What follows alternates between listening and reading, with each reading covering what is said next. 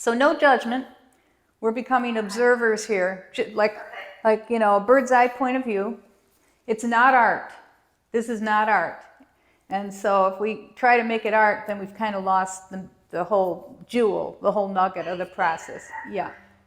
One of the things that really helps with this is when you've got any kind of surface and you move on it with a brush or whatever, no matter what your skill level is, even if you're highly skilled, there's always this sense of, oh, I'm going to mess up. It's this nice white sheet of paper, I'm going to mess it up. And so it really helps to cultivate a risk mindset. And today, if nothing is more important, is creativity and a risk mindset. Our world's ever changing and it's fast. And even in leadership development, which I do some of, it's like you've got to be flexible. You've got to be creative. You've got to not fear making mistakes.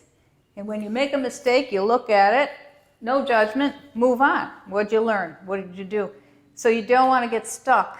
So it's a wonderful way to loosen up for brain flexibility, to really own our leading energy, I want to say. And it's like an active meditation practice, too. And we can hone in on our intuition. So this one time around today, if it's the right practice for you, you can do it in journals. Somatic movement, you might want to think about it like a dance, right? And we're integrating not only our imagination, our mind, but also our body. Too much we separate the mind from the body. So we're integrating it. Turning the brush. You're playing, right? You're playing with the brush. One of the things that I would suggest, not in the beginning, because we're going to do metacognitive, we're not going to think about it, but we will get a little more focused in the end. So you might want to think about, well, if I'm using a color down here,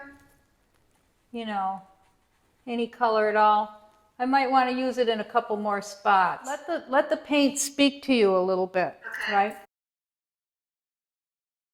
As we work along, you might want to think about filling in some of the negative space, right? Which is not negative, it's just another shape. So doing something like that, with the work. Let your imagination go. Another thing we're going to do is we're going to turn it around. We're going to look at it from different perspectives. Okay. And, we might want to do something else on another way, whatever. You're really doodling with a brush. And I'm just going to do a metacognitive drawing with my intention in mind. I'm seeing it in front of me, my intention. I'm trusting my experience to carry me forward. I'm watching the brush to carry me forward.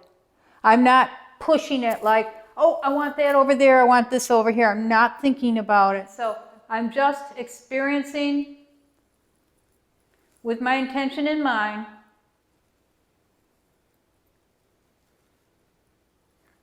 I'm letting the brush, I'm actually looking away from you, to you. I'm letting the brush carry me wherever it wants to carry me.